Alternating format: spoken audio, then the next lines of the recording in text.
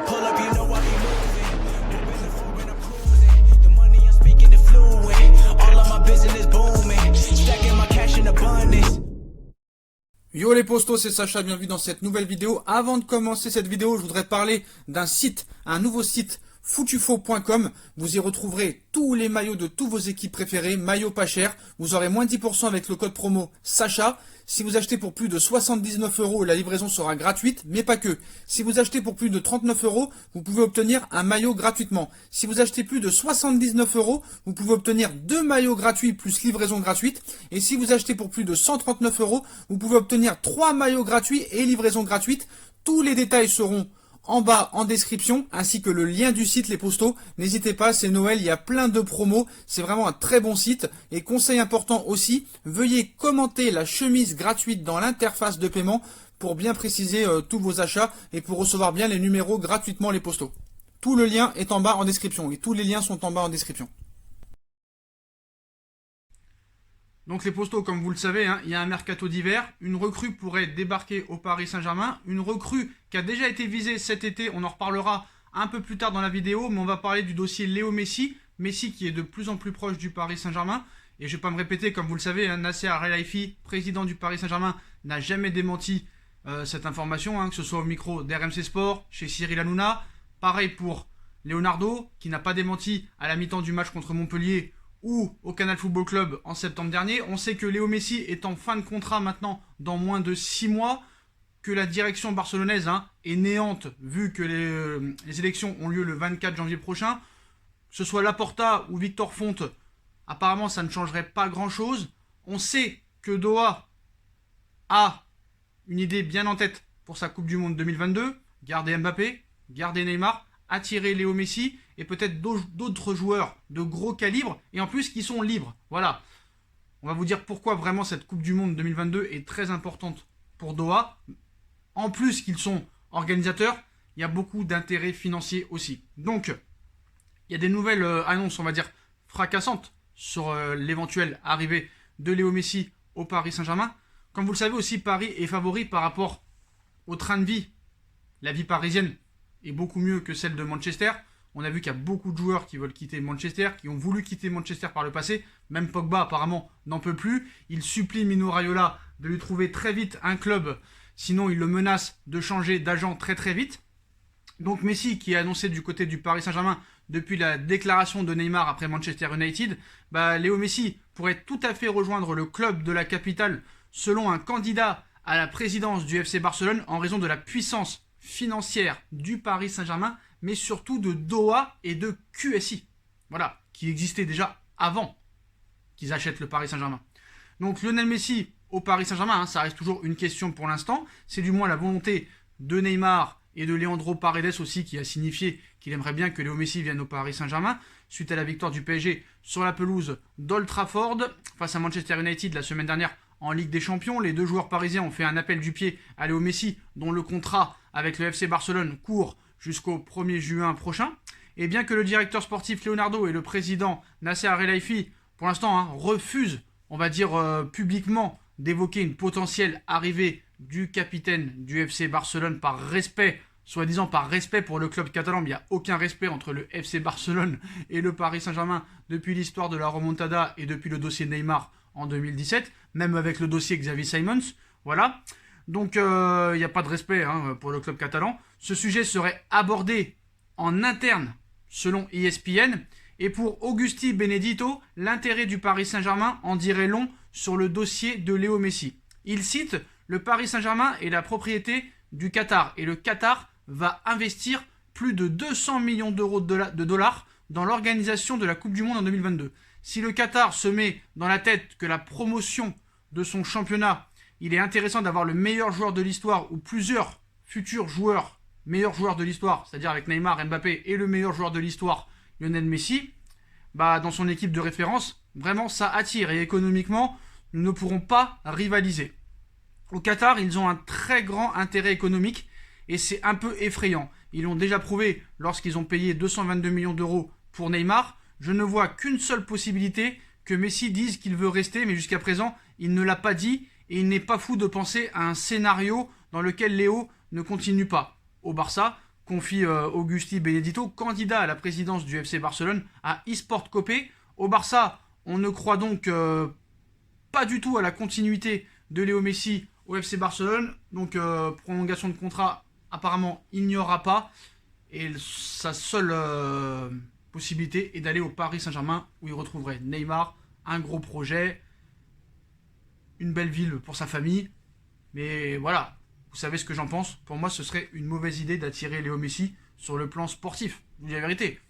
Pour la Ligue 1, je m'en fous. Il mettra ses 20-25 buts par saison et fera ses 10 ou 15 passes décisifs.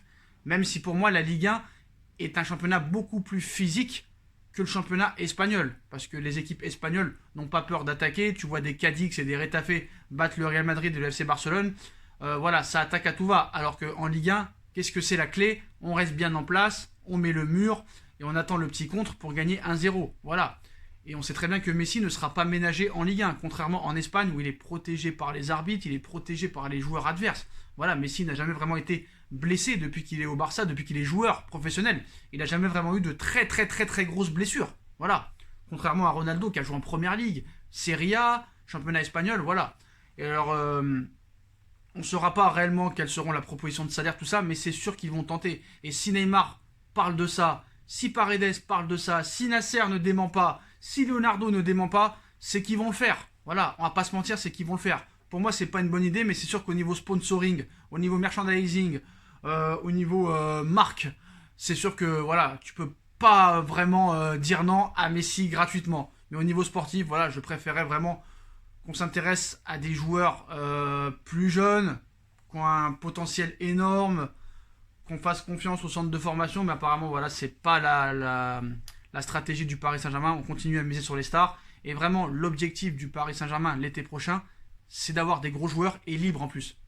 Alaba, Messi, Pogba, peut-être Ramos, on ne sait pas. Il y a d'autres joueurs aussi libres. Donc on verra ce qui se passera. Aussi, il y a peut-être une opération qui pourrait se faire entre Icardi et Paulo Dybala. Donc voilà. Si tu as Paulo Dybala contre Icardi gratos, c'est quand même une grosse équipe qui s'annonce. Voilà. Avec un nouvel entraîneur qui pourra arriver, style Allegri, ça a de la gueule. Ça a de la gueule. Voilà pour le mercato d'été, les postos. Et apparemment, ce projet sportif permettra aussi à Mbappé de prolonger au Paris Saint-Germain. Donc le Paris Saint-Germain, non seulement pourrait faire venir des joueurs stars, libres, qui coûteraient 0, et en plus, comme vous le savez, il y aura beaucoup de ventes et beaucoup de joueurs libres, peut-être style Di Maria, Draxler, Bernat aussi. On sait que le Barça est très intéressé par Juan Bernat. Donc voilà, le mercato d'été risque d'être très chaud. Mais comme vous le savez, le mercato d'hiver arrive très vite lui aussi. Dans moins de 3 semaines maintenant, s'ouvrira les portes du mercato d'hiver. Et Paris aurait déjà identifié son renfort pour ce mercato d'hiver. Une piste de longue date, enfin de cet été, voilà.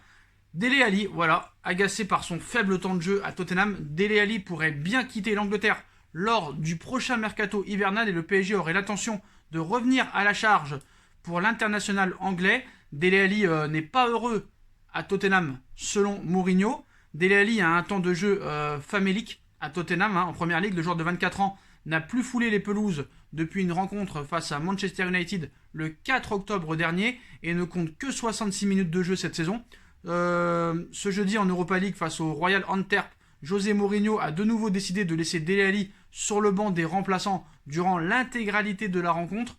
Et pendant ce match, l'international anglais a affiché publiquement sa frustration en se dirigeant vers les vestiaires après le dernier changement de l'entraîneur portugais. Le milieu offensif est ensuite revenu aux côtés de ses coéquipiers, mais il a de plus en plus de mal à cacher son agacement.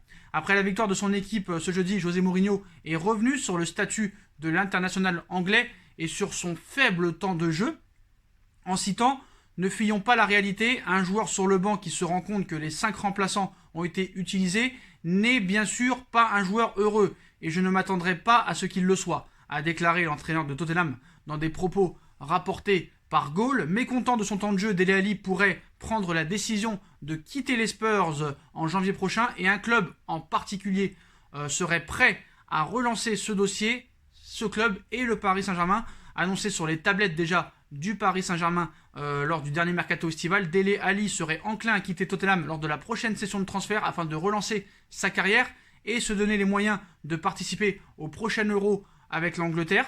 Et à en croire le Daily Mail, le Paris Saint-Germain aurait toujours dans son viseur le milieu de terrain de 24 ans, une information confirmée par un autre média anglais, la BBC, qui indique que le club de la capitale s'apprête à formuler une offre de prêt pour tenter de s'attacher les services du joueur londonien, désireux de renforcer l'entrejeu du Paris Saint-Germain. Leonardo pourrait cette fois-ci réussir à convaincre Daniel Levy, président des Spurs de Tottenham, qui s'était montré intransigeant cet été, mais voilà. Si tu es remplaçant en Europa League contre le Royal Antibes alors que tu es déjà qualifié, ça prouve bien que voilà, Mourinho lance un message, vendez-le, et voilà. Sauf que voilà, Tottenham ne voulait pas parler et ne voulait pas entendre parler d'un prêt l'été dernier. A-t-il changé d'avis? Bah, je pense que oui, voilà, ça va se faire. C'est possible que ça se fasse, excusez-moi. C'est possible, excusez-moi, que ça se fasse parce que voilà, Tottenham va être vendeur et Tottenham va vouloir s'en débarrasser. Alors, est-ce que ce sera un prêt avec option d'achat? Il faut toujours rester prudent. Est-ce que Dele Alli pourrait apporter quelque chose dans l'entrejeu? Je ne sais pas. Vu que ça fait maintenant quelques mois qu'il ne joue pas, il manquera de rythme. Après, on se rappelle, hein, Julian Draxler, en 2017, quand il est arrivé au Paris Saint-Germain, les 6 premiers mois ont été assez impressionnants, mais contrairement à Dele Alli, il jouait à Wolfsburg, alors que là, Dele Alli ne joue pas.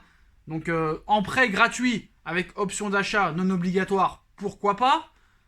Mais payer 30 ou 40 millions pour Dele Alli, je dis non, non, non, non. Après, tout dépendra aussi s'il y a des ventes cet hiver, excusez-moi, s'il y a des ventes cet hiver, tout ça, ou des prêts, tout ça. Parce que, pour revenir au mercato d'été, Paris va vouloir vendre à tout va. Hein. Si Bakker joue tous les matchs, c'est peut-être pour le vendre cet été. Pareil pour Kurzawa, peut-être qu'il a été prolongé pour être vendu un an après. Gay sera sur le départ sûrement, Herrera peut-être aussi Kehrer, peut-être aussi Dagba, Di Maria en fin de contrat, Bernat en fin de contrat, Draxler en fin de contrat, donc voilà, le mercato d'été risque d'être chaud. Mais apparemment, les deux pistes chaudes pour le mercato d'hiver seraient Christian Eriksen et Dele Alli. Voilà les postos. Comme d'habitude, hein, si on a kiffé la vidéo, on like, on partage, on commente, on s'abonne, excusez-moi. Dites-moi en commentaire ce que vous pensez de toutes ces informations. Je vous invite aussi à aller voir le site, hein, que je vous ai dit en début de vidéo, le site de Maillot de Foot, ainsi que ma deuxième chaîne No Feeling. Vous avez aussi la cagnotte PayPal qui est toujours en lien en description si vous voulez soutenir la chaîne Les Postos. Vous avez aussi ma deuxième chaîne YouTube No Feeling qui est en lien en description. Voilà les postos, je vous souhaite à tous une bonne continuation, prenez soin de vous et à très vite pour une nouvelle vidéo les postos. Tchuss.